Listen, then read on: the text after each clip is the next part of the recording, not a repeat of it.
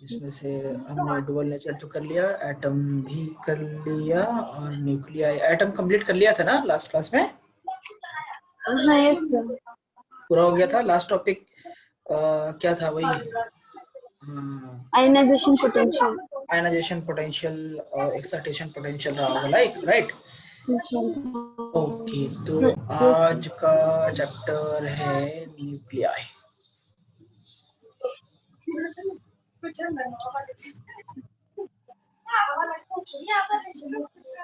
वैसे इसमें complete chemistry है, हालांकि ये सब केमिस्ट्री का ही पार्ट होना चाहिए था, हालांकि केमिस्ट्री तो पढ़ भी चुकी हूँ। आइसोटोप, आइसोबार, आइसोटोन, ये एटॉमिक स्पीशीज जो होती हैं तुम पहले भी पढ़। मेरी आवाज आ रही है तुमको? यस सर, आवाज आ रही मैं है? माइक बंद रखी सर अभी। नहीं नहीं, मैं पूछ रहा हूँ मेरी आवाज तुमको आ रही है? तुम रेस्पॉन्स नहीं दे रही इसलिए पूछ रहा हूँ। मेरी आ रही है। अच्छा अच्छा, ठीक है, गुड। आपकी आ ठीक रही है है। ठीक है ठीक है। तो इस चैप्टर में जो टॉपिक्स हमें पढ़ने हैं,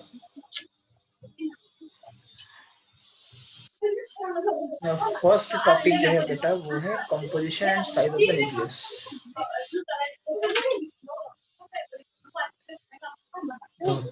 क्या है बार बार message? Composition and size of the nucleus.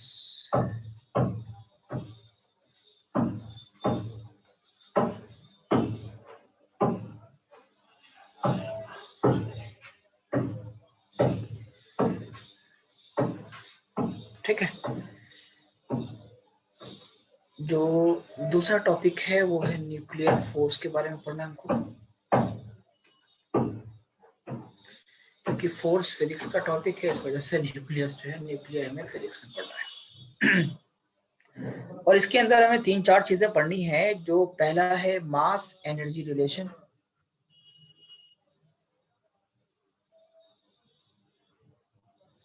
ये तो मैं पहले भी पढ़ाया था फोटो इलेक्ट्रिक इफेक्ट में, डुअल नेचर में क्या था, इक्वल टू mc²। सेकंड है मास डिफेक्ट क्या होता है। थर्ड है इस चैप्टर में हमको पढ़ना वो है न्यूक्लियर रिएक्शंस के बारे में।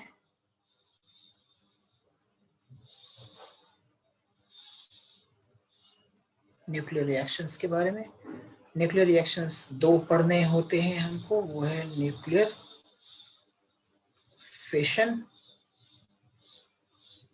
And nuclear fusion. Nuclear fission and nuclear fusion. इसके बाद और भी टॉपिक्स हैं इस चैप्टर में, जैसे रेडियो एक्टिविटी पढ़ना है हम लोगों को, alpha particle, beta particle, gamma particle, उनके प्रॉपर्टीज, रेडियो एक्टिविटी डीके के बारे में पढ़ना है, बाइंडिंग एनर्जी पढ़नी है। ये सब चीजें पढ़नी है, लेकिन वो हमारे सिलेबस का पार्ट है नहीं, हमारे सिलेबस में वो चीजें रिमूव हो चुकी है। 2021 में इतना ही आएगा, डिलीटेड पोर्शन हटाने के बाद। ओके, इसी में से 4 नंबर का बनेगा तुम्हारा क्वेश्चन। ओके, ठीक है, तो सबसे पहला टॉपिक हम लोग स्टार्ट करते हैं, कंपोजिशन ऑफ न्यूक्लियस। न्यूक्लियस के अंदर क्या क्या चीजें होती हैं हमने पहले भी पढ़ा है। न्यूक्लियस के अंदर प्रोटॉन होता है, इलेक्ट्रॉन, न्यूट्रॉन होता है ना, जिसको हम लोग न्यूक्लियॉन्स कहते हैं। तो आज जो टॉपिक्स हम लोग करने जा रहे हैं उसमें 90% चीजें पता होंगी पहले से, बट स्टिल हमें करना है क्योंकि सिलेबस का पार्ट है। Composition of a nucleus, composition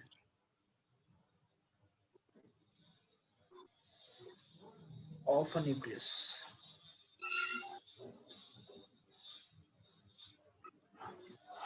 ठीक,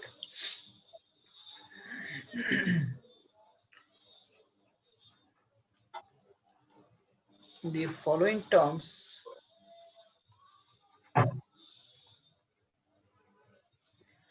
are used to describe the composition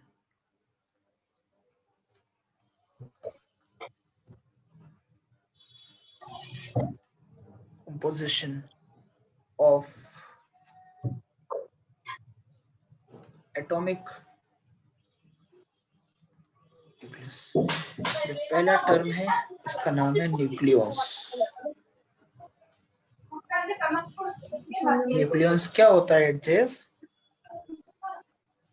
जो एटॉमिक स्पीसीज न्यूक्लियस के अंदर पाए जाते हैं वो न्यूक्लियस कहते हैं। कौन कौन से होते हैं बेटा? Protons and neutrons. हाँ, protons and neutrons are neutron N E U होता है ना। Protons and neutrons are collectively called as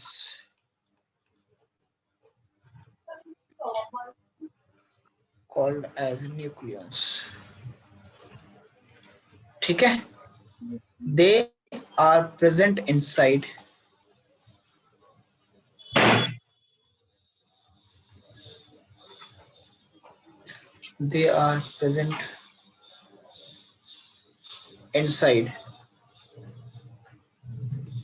the nucleus of the atom.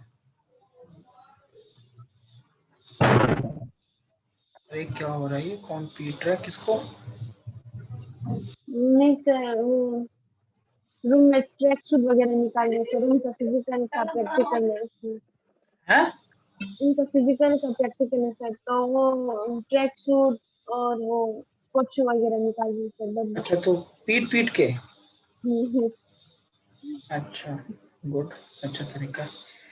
Atomic number क्या होता है edges? Number of neutron. Number of neutrons. वाह, क्या बात, क्या बात, क्या बात। नंबर ऑफ न्यूट्रॉन होता है एटॉमिक नंबर है। नंबर ऑफ न्यूट्रॉन होता है एटॉमिक नंबर। इलेक्ट्रॉन बोलती है तो चलो मान भी लेता। Proton, number of protons called as atomic number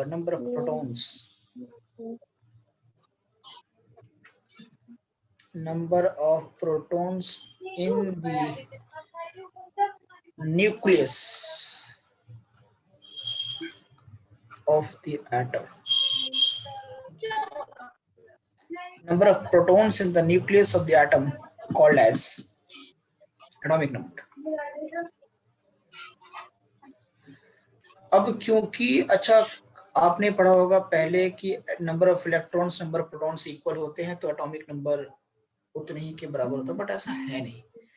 होता क्या है कि जब एटम आयनाइज होता है, आयन बनाता है, इन दैट केस इक्वल नहीं होते number of protons and number of neutrons, number of protons and number of electrons ना।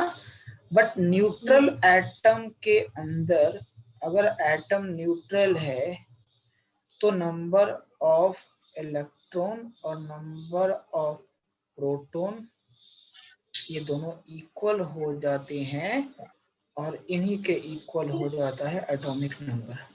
लेकिन हर बार कंडीशन तो न्यूट्रल वाला होगा नहीं। अगर आयन है तो फिर क्या करेंगे? In that case number of proton is only, तो under any condition number of proton will be equal to atomic number under any condition, चाहे एटम न्यूट्रल हो जाए या आयनाइज हो जाए। अगर आयनाइज होगा तो क्या होगा? इलेक्ट्रॉन्स के ट्रांसफर से एटम आयनाइज होगा, still number of proton will remain to be same. Number of proton किसी भी कंडीशन में चेंज नहीं होगा।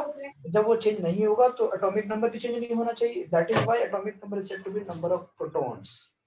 ठीक है, इलेक्ट्रॉन की संख्या बदलती है जब वो एटम आयनाइज होता है तब।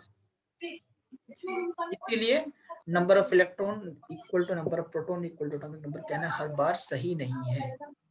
ठीक है बेटा। मास नंबर क्या होता है एडजेस? हाँ, नंबर ऑफ न्यूक्लियॉन्स, इसको ए से डिनोट करते हैं। Number of nucleons is equal to mass number.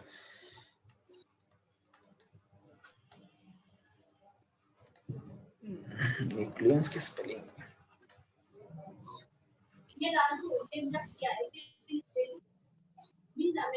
Nucleons N U होगा ना। Number of nucleons is equal to mass number. ठीक है, नंबर ऑफ न्यूक्लियॉन्स का मतलब क्या है बेटा? Number of neutrons plus number of protons. ठीक है, इज इक्वल टू मास। अब number of neutron N, number of proton तो एटॉमिक नंबर के बराबर हो सकता है बेटा, कोई दिक्कत तो नहीं है। Number of proton is equal to atomic number equal to mass number A, यानी कि n plus z is equal to A.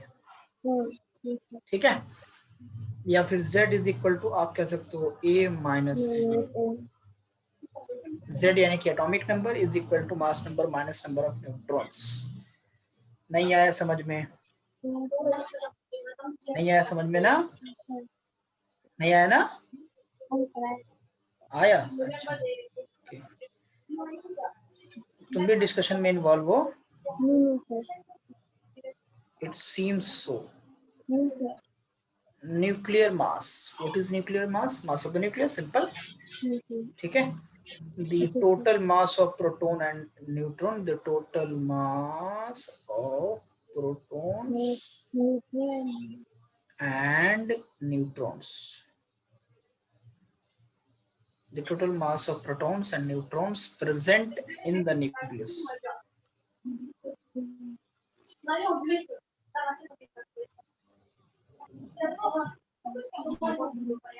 Total mass of protons and neutrons present in the nucleus called as nuclear mass.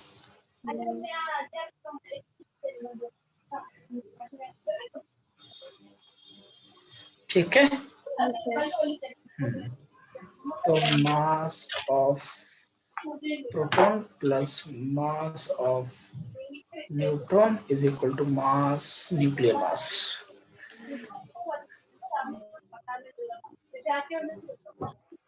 क्या कितना होता है बेटा mass of proton? Do you remember? बोलो, mass of proton कितना होता है? Adjust, are you listening me? कितना होता है मास ऑफ प्रोटॉन? है? क्या हो गया तुमको भाई? तुम्हारी आवाज बहुत धीमी आ रही है, very low, very very low. तुम्हारी आवाज ही नहीं आ रही है?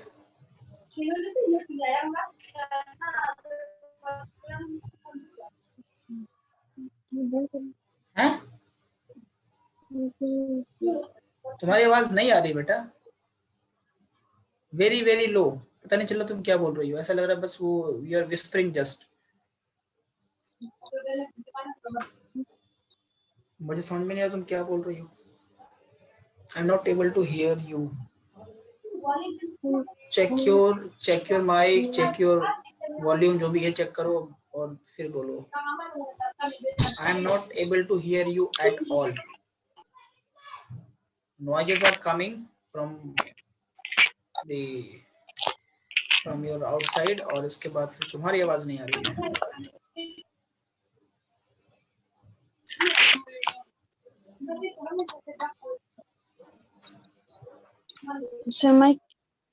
अभी आई आवाज, अभी आई आवाज, अभी आई आवाज,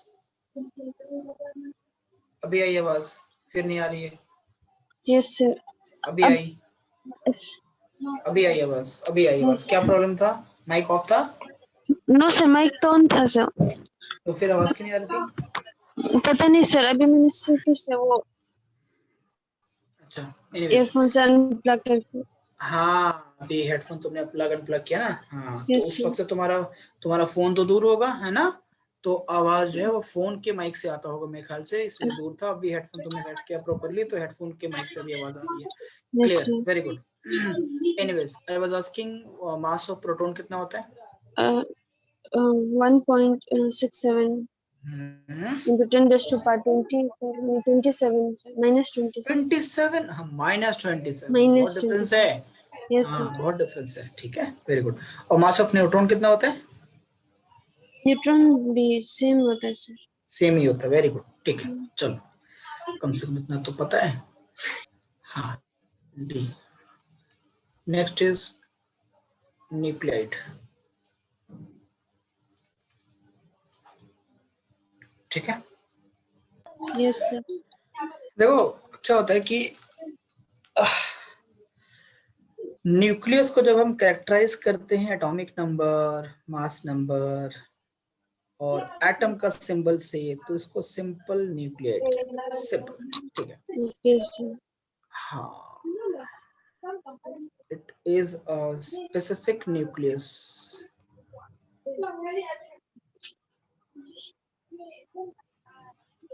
specific nucleus of an atom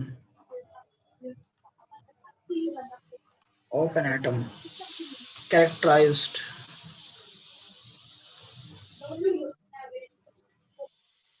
by its atomic number,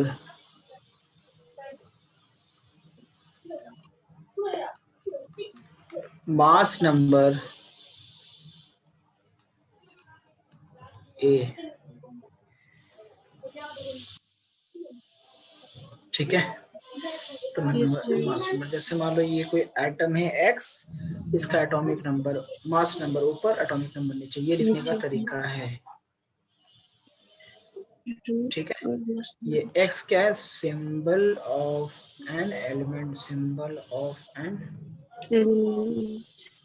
element. A is the mass number and Z is the Atomic number. atomic number, ठीक है बेटा। Yes, sir. कोई दिक्कत? कोई No, दिक्कत? sir. No. Very very good. अब आते हैं कुछ एटॉमिक स्पीसीज के ऊपर। Okay, sir. कौन कौन से एटॉमिक स्पीसीज हैं जो आप जानते हो? बोलो। Chemistry.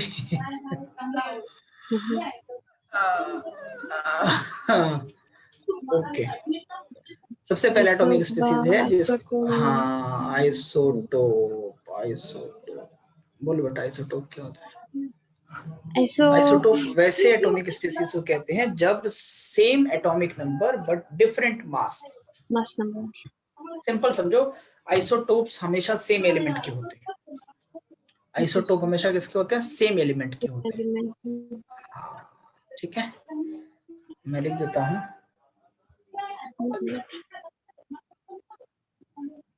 Atoms of an element, यानी same element of same atomic number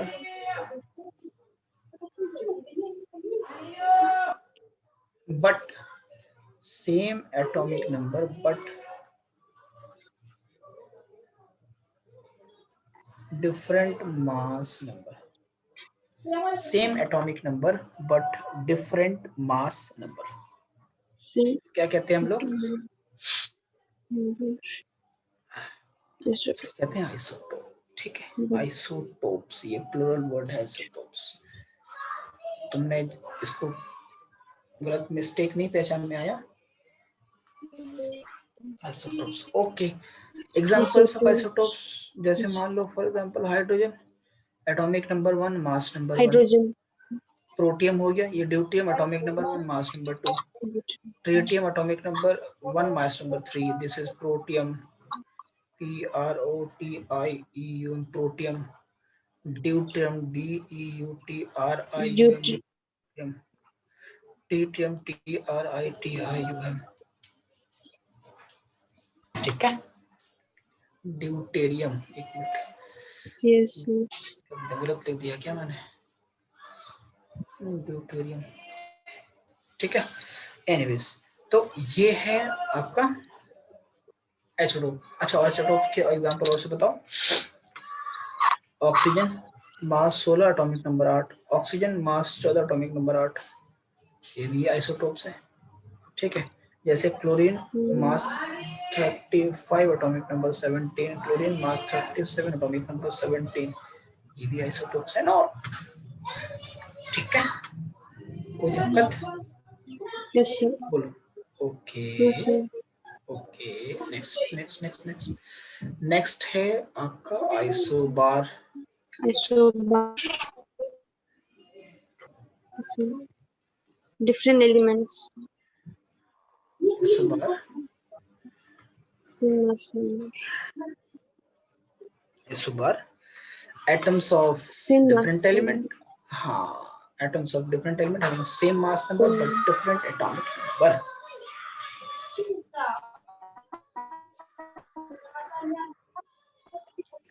same mass number but a different atomic number.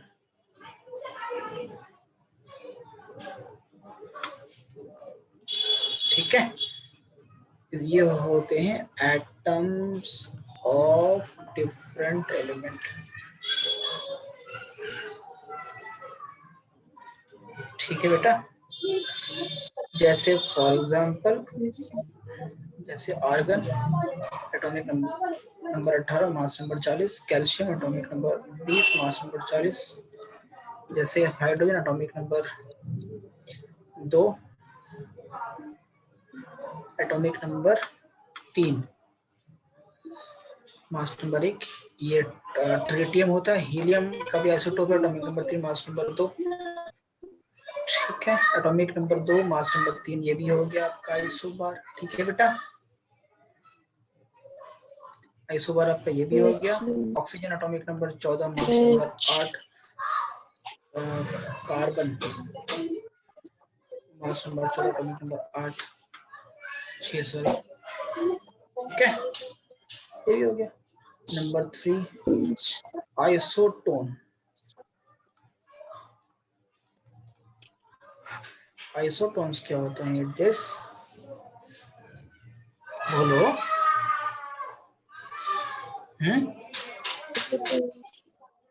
The nuclide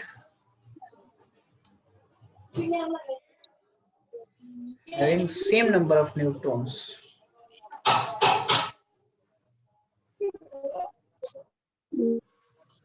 Same number of neutrons.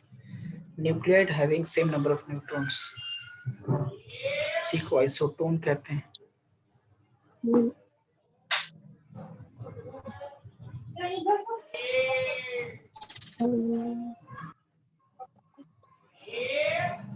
Oxygen, nitrogen,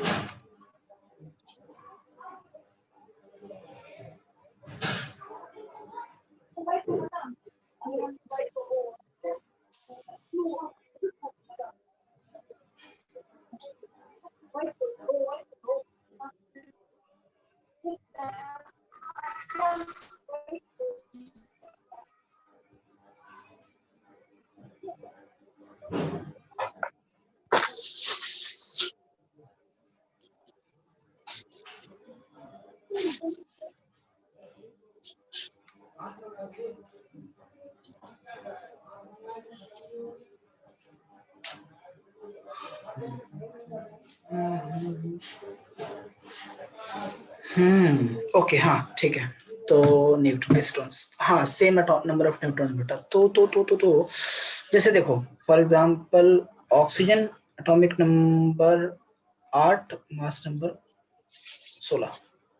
ठीक है, oxygen atomic number sorry carbon atomic number 6 mass number 14। बोल बेटा number of neutrons यहाँ पे कितना है?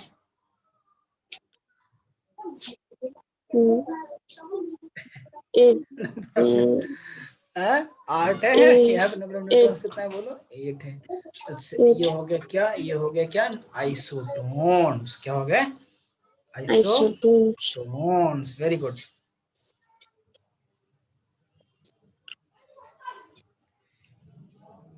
ठीक है बेटा, ओके। अच्छा जैसे मान लो और एग्जांपल तुमको दे दूं, chlorine atomic number 37 mass number 17।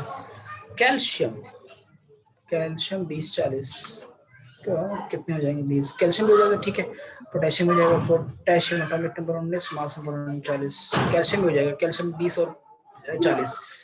तो इसमें नंबर ऑफ न्यूट्रॉन्स कितने बेटा? 20। इसमें कितने हैं? 20। अगर कैल्शियम का करूंगा मैं, कैल्शियम ये 20 और ये 40, तो ये भी हो गया 20। ये भी है आइसोटोन्स, ठीक है। और इसमें सबसे इंपॉर्टेंट जो है बेटा, जो तुमको अच्छे से पता होगा, जिसको कहते हैं आइसोमर्स। बोलिए बच्चे, आइसोमर्स क्या होता है बच्चे? एडजेस रानी बोलो, व्हाट इज एन आइसोमर?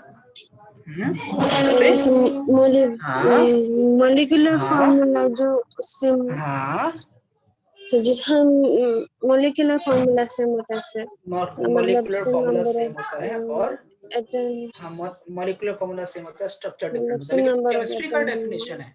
लेकिन वो केमिस्ट्री का डेफिनेशन है ना। देखो सिंपल सी बात ये है कि आइसोमर्स क्या होते हैं?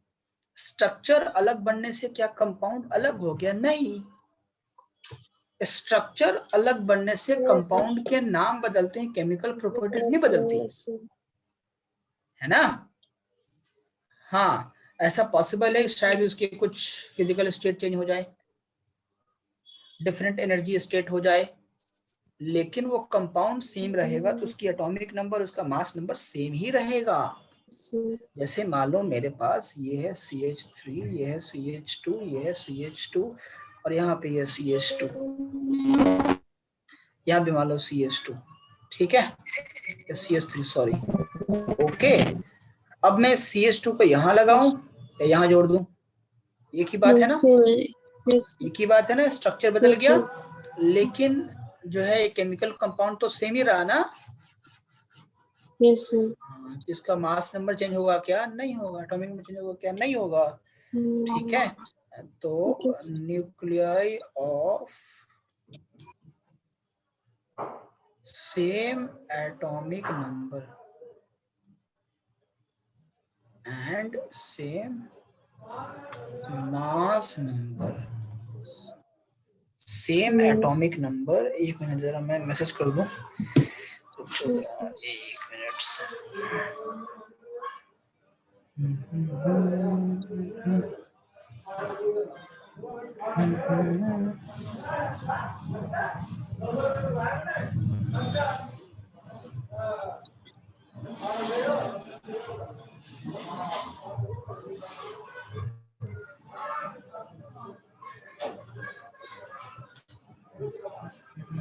ठीक है, nuclear same atomic number same mass number, उसको कहते हैं आइसोमर्स, ठीक है। ओके चलो, अब एटॉमिक मास, एटॉमिक मास क्या होता है बच्चे? सब बेसिक बेसिक बातें हैं, सब पुरानी बातें हैं, कुछ भी नई बात मैं नहीं बता रहा हूँ, सब पुरानी बातें जो तुमको पहले से पता है। मैंने बोला था स्टार्टिंग में 90% बातें तुमको पहले से पता होंगी। क्या होता है atomic mass? It just set, मतलब उनका वेट मतलब वेट कितना है ना, हाँ एटम, हाँ एटम का वेट कितना है ना, force equal to F is equal to mg ना, है F is equal to mg ना। क्या होता है वेट? mg तो होता है। अगर किसी बॉडी का वेट निकालना होगा बेटा, तो F is equal to mg ही तो होता, ये तो होता है वेट। ये कहना चाह रही हो तुम?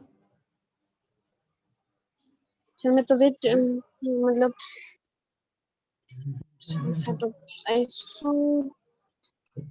एटॉमिक मास देखो क्या है, it is highly difficult, actually it is नहीं कह सकते, इट वाज कहेंगे, it was highly difficult to find the atomic mass, क्योंकि एटम इतना छोटा होता है कि आप उसका मास इजीली कैलकुलेट नहीं कर सकते। आज की तारीख में हमारे पास बहुत सारे डिवाइसेस हैं, जैसे मास स्पेक्ट्रोमीटर, जिससे हम एटॉमिक मास निकाल पाते हैं एग्जैक्टली, बट उस टाइम पे नहीं था जब डाल्टन पोस्टुलेट्स आए थे, आपने पढ़ा होगा सभी एटॉमिक स्ट्रक्चर के अंदर, ठीक है।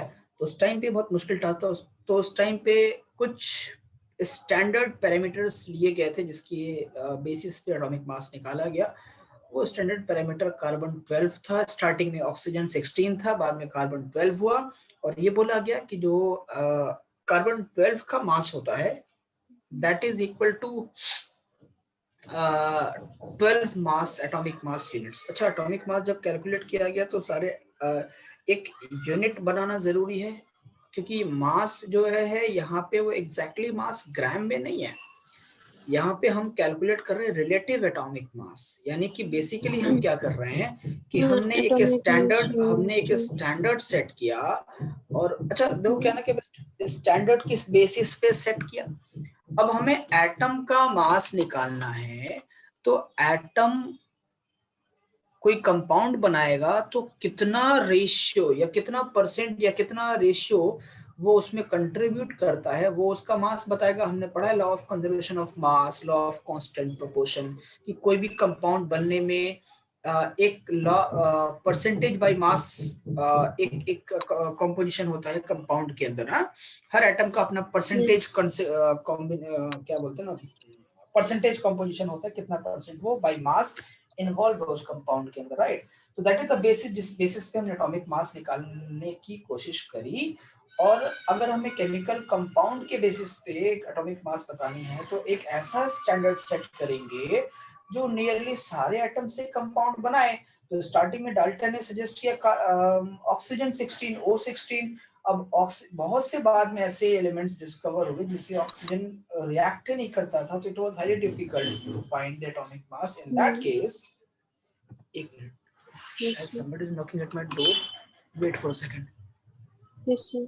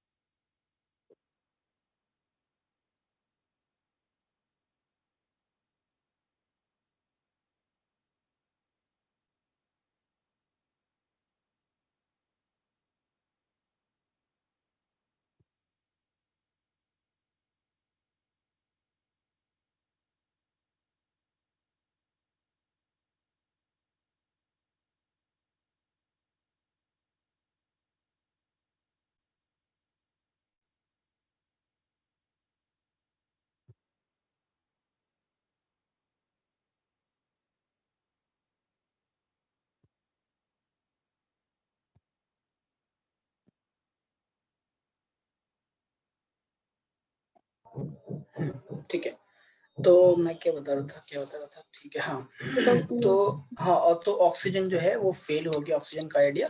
तो फिर बाद में सजेशन दिया गया कि नहीं, कार्बन 14 आप यूज करो। कार्बन 14 एक ऐसा एलिमेंट है जिससे अमूमन कार्बन 12 अमूमन सारे एलिमेंट्स रिएक्ट करते हैं। कार्बन एक ऐसा एलिमेंट है जो, अच्छा पूरी ऑर्गेनिक केमिस्ट्री तुम्हारी कार्बन पे बेस्ड है।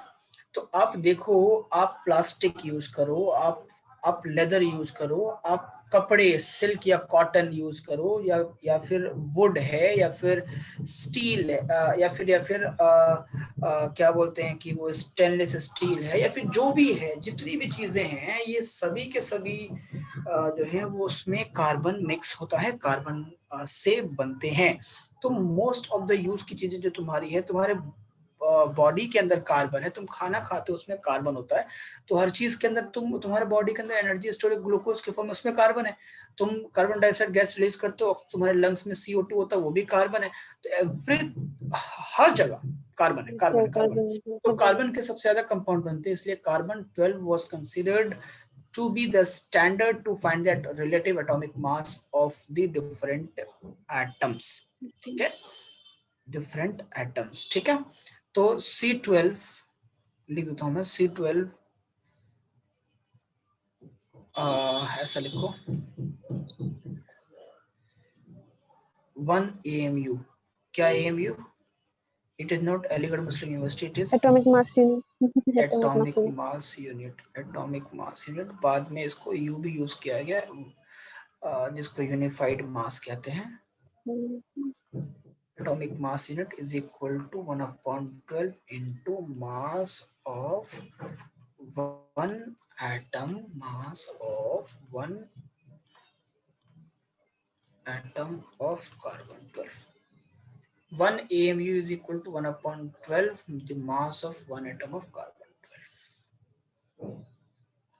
ठीक है बेटा, कोई दिक्कत नहीं है? ठीक है, तो यानी हम ये कह सकते हैं कि mass of one atom of carbon 12 is equal to 12 AMU कह सकते हैं बेटा, बोलो। दिक्कत तो नहीं है? No sir. ठीक है, तो बेसिकली ये जो हम मास निकाल रहे हैं ये रिलेटिव एटॉमिक मास है, ये एटॉमिक मास नहीं है। Atomic mass must be in KG या ग्राम। सिंस हम कंपेयर करके फाइंड आउट कर रहे हैं, ठीक है बेटा। And in short, when you find 1 AMU, that comes out to be 1.66 या 1.67 kilo into 10 to the power minus 27 kg, that is equal to mass of 1 proton। ठीक है बेटा। क्योंकि कार्बन के अंदर टोटल 12, कार्बन का मास जो है देखो C12 का मतलब क्या बेटा, इसके अंदर 12 number of proton plus number of neutron add करके है। Number of proton Insha Zaidi, who is she? I don't know। हाँ, number proton plus number of neutron, number of neutron that is equal to 12, है ना? यस। और दोनों का mass equal है, ठीक है बेटा। ओके, तो इफ आई से 1 AMU अगर मैं निकालना चाहूँ तो क्या लिखूंगा? 1/12 into total mass of one atom carbon 12 कितना होगा? 12 into 1.67 into minus 27। एक एटम का मास इतना ही होगा ना बेटा कार्बन का, क्योंकि कार्बन के अंदर टोटल 12 न्यूक्लियॉन से, और एक न्यूक्लियॉन का मास आपको पता है, और उसको 12 से मल्टीप्लाई करेंगे तो आएगा 12 से 12 कट गया, ये 12 ने 12 को मार डाला, कितना आएगा? 1.67 into 10⁻27 that is equal to 1 AMU। नहीं आया समझ में? भी मेरे को लगता है नहीं आया ना? आया सर, आया। सच्ची बात है? Yes sir, number okay. So क्या आया हमारे पास? रिजल्ट क्या आया कि that 1 AMU 1 atomic mass unit. अच्छा, किताबों में कई बार ऐसा लिखा जाता है 1 U, तो U और या AMU एक ही बात है। U को हम लोग कहते हैं यूनिफाइड मास। हाँ, unified mass that is equal to 1.67 into 10 to the power minus 27 kg या ग्राम? kg। ठीक है।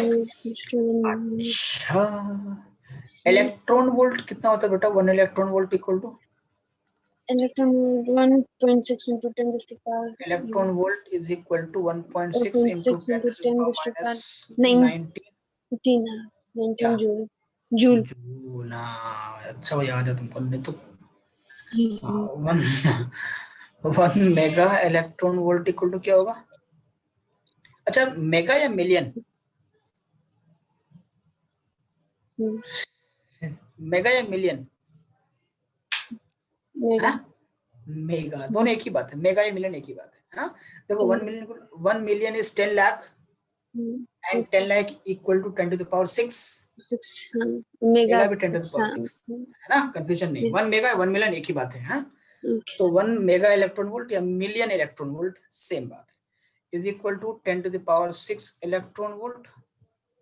वी यहाँ पे वेलोसिटी है ना, वोल्ट वोल्टेज। अच्छा वोल्ट है, ठीक है। 1.6 into 10 to the power minus 19 in into 10 to into the power, 1 10 to the power 6 तो 1.6 into 10 to the power minus 13 joule. तो 1 मेगा इलेक्ट्रॉन वोल्ट या 1 million electron volt equal to 1.6 into 10 to the power minus 13 joule. आई बात समझ। हाँ तो जी sir. अब एएमयू और इलेक्ट्रॉन वोल्ट में क्या रिलेशन होगा, देखो। Relation between AMU Aligarh Muslim University and mega electron volt या million electron volt that is equal to, ठीक, E is equal to mc square. ये तो है रिलेशन ना, मास और एनर्जी का रिलेशन तो यही है। मेगा इलेक्ट्रॉन वोल्ट एनर्जी है और एटॉम एएमयू मास है। नहीं आया, नहीं आया। Yes sir. एएमयू जो है वो क्या है, मास की यूनिट है। मास हाँ यस सर ठीक है। और मेगा इलेक्ट्रॉन वोल्ट का एनर्जी की यूनिट है। Yes sir. और एनर्जी और मास में तो एक ही रिलेशन हमें पता है, क्या है, that is equal to mc square. mc square, right. Yes sir. So तो अब इस बेसिस पे लिखोगे यहाँ पे 1.6 into 10 to the power minus 13 joule, या मेगा इलेक्ट्रॉन वोल्ट लिख लो, 13 mega electron volt equal to mass 1 AMU multiplied by C कितना होता है बेटा, 3 into 10 to the power 8 यहाँ से आप 1 AMU निकाल स्क्वायर। सकते हो। तो Yes 1 sir. AMU equal to 1.6 into 10 to the power minus 13 divided by 3 का square 9 into 10 to the power 8 का 8 to the 16 mega electron volt. नहीं आया या आया, बोलो। एक मिनट हाँ यस सर। आया। ओ भाई तो गड़बड़ तो नहीं हो रहा है। सर हम वहाँ पे 10 to the power 13 क्यों ले रहे सर, वो 27 नहीं लेना चाहिए, -27 हैं? 10।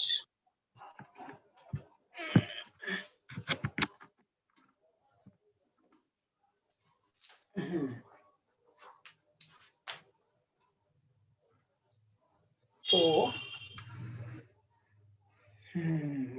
1 मेगा इलेक्ट्रॉन वोल्ट, अभी तो हम सही ले रहे हैं 9 ये तो सही ले रहा हूँ मैं, 3 into 10 mc square, mc square, okay. m 1.6 10 to the power 27 नहीं लेंगे sir.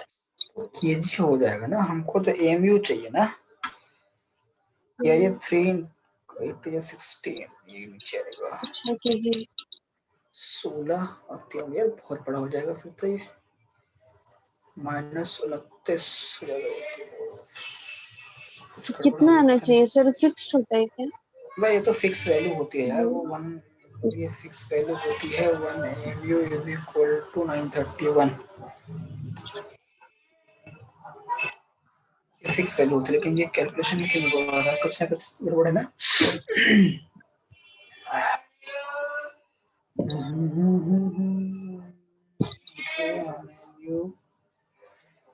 Okay okay okay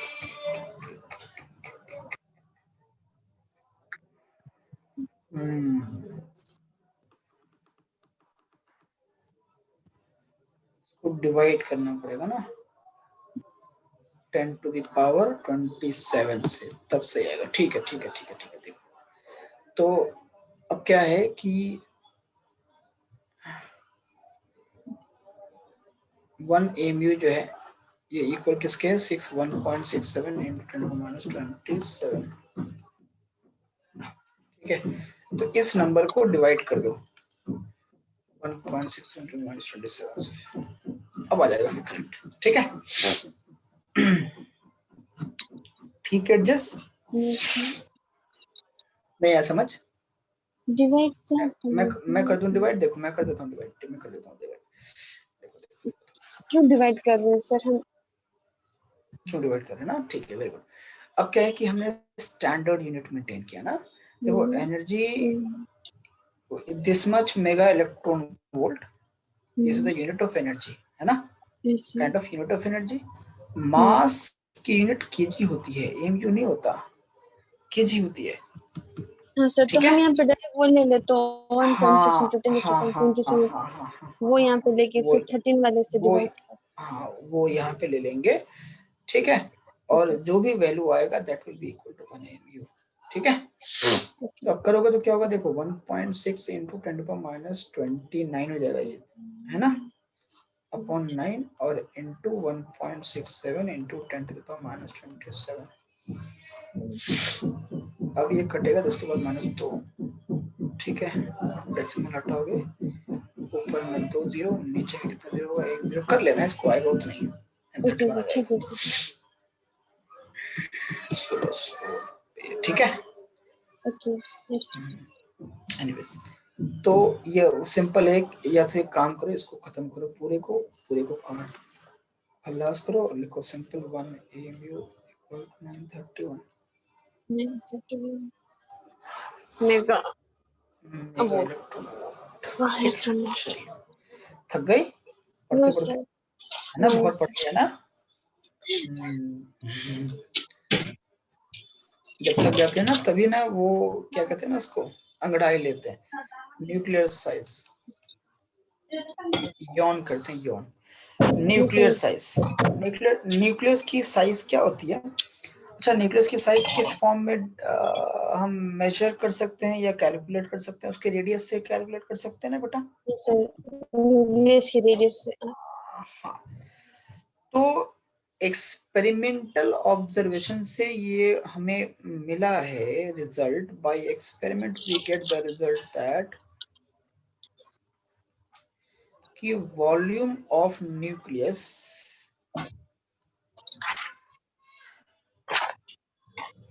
is directly proportional to its mass number। ठीक है, और न्यूक्लियस तो स्फेरिकल शेप का ही होता है, अगर इसका रेडियस r मालूम है तो इसका वॉल्यूम कितना होगा, 4/3 पाई आर क्यूब, है ना एडजस्ट? यस सर, तो 4/3 पाई r की proportional to atom mass number यानी कि a, कोई दिक्कत नहीं होना चाहिए। ओके, तो अब क्योंकि 4/3 और पाई तो कांस्टेंट्स है सिंपल, ठीक है, तो हम क्या कह सकते हैं कि a is proportional to r⁵, या फिर इसको ऐसा लिख लो, डायरेक्टली कि r is proportional to a की पावर 1/3। ठीक है, ये क्यूब जाएगा इधर तो पावर 1/3 बन जाएगा, ये बन जाएगा। हाँ, जब प्रोपोर्शनलिटी का साइन हटाएंगे, इक्वल टू लगाएंगे तो r is equal to r0, यहाँ पे डालते हैं a⁻1/3, और this r0 is supposed to be the radius of the atom. क्या? रेडियस ऑफ द एटम, ठीक है, r0, yes, r0 comes out to be r/a⁴, and it comes out to be nearly 1/2 into 10⁻⁻15 meters. -15 meters. Okay sir, ठीक, कोई दिक्कत? r0 को हम radius से बोलते हैं सर, कुछ कांस्टेंट r0 कुछ वही क्या था हमारा, हाँ, ये कांस्टेंट ही है, this is radius of the atom, this is वो रेडियस ऑफ द न्यूक्लियस ही है ये, R naught is radius of the nucleus ही है।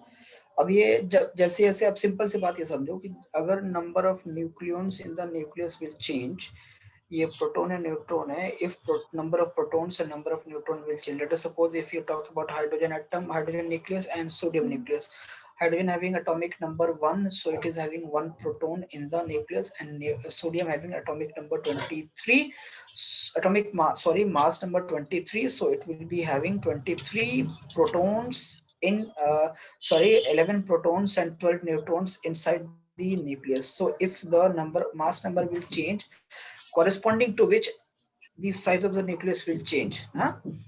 So this are not the changing parameter. Okay, this is in this way ये समझो ना कि जैसे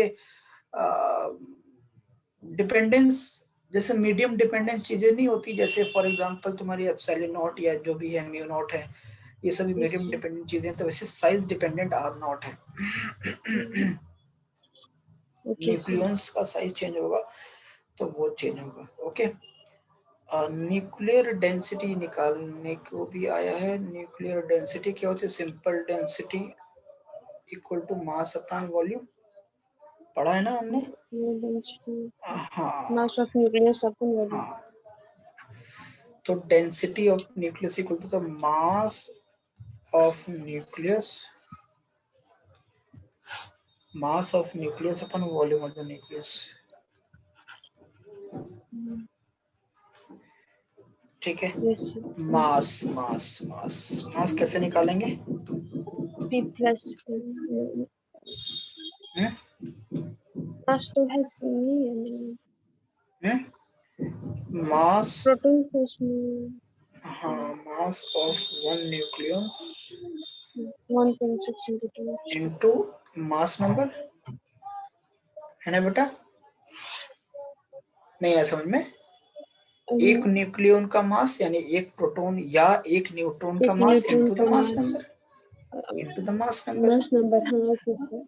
ओके, वॉल्यूम ऑफ न्यूक्लियस क्या होगा बेटा? Volume is 4/3 pi R cube, R naught का cube into A, R naught ही लेंगे ना? हाँ, इनटू ए यानी कि मास नंबर। ठीक है, हाँ ठीक है। अब क्या होगा? तो ऊपर क्या बनेगा? m mass of one nucleon m into mass number upon 4/3 pi R naught cube A ने ए को मार देना, फिर 3m/4 आर नॉट का cube. This is nuclear density. ठीक है बेटा? ठीक है sir.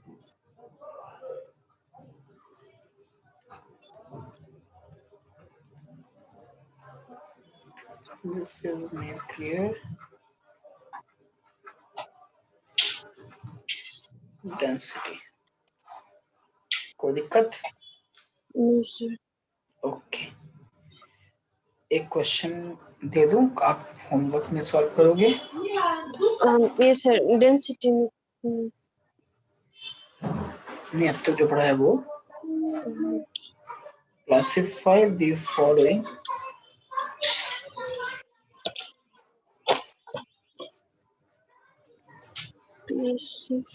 Nuclides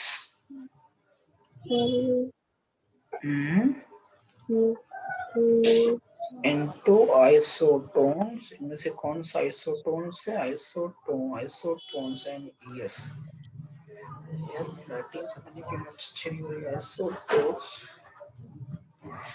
third is isobar, fourth isobar में फायदा है नहीं, आइसोबार सफिशिएंट है।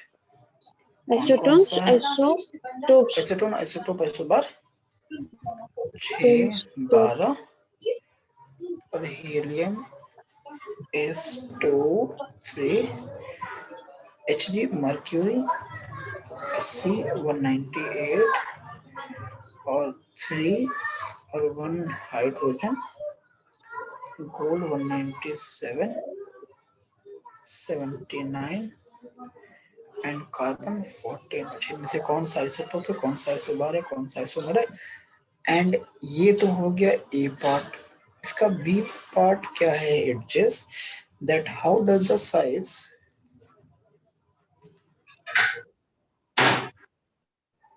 how does the size of a nucleus depend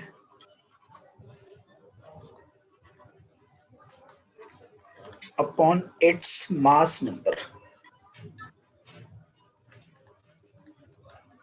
ठीक। Yes, sir. हाँ, hence explain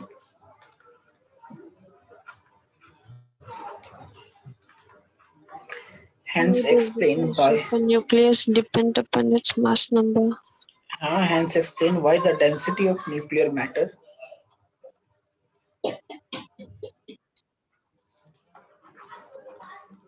Radius of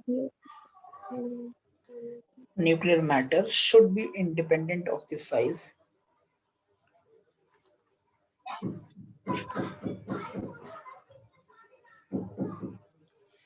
independent of the size of the nucleus।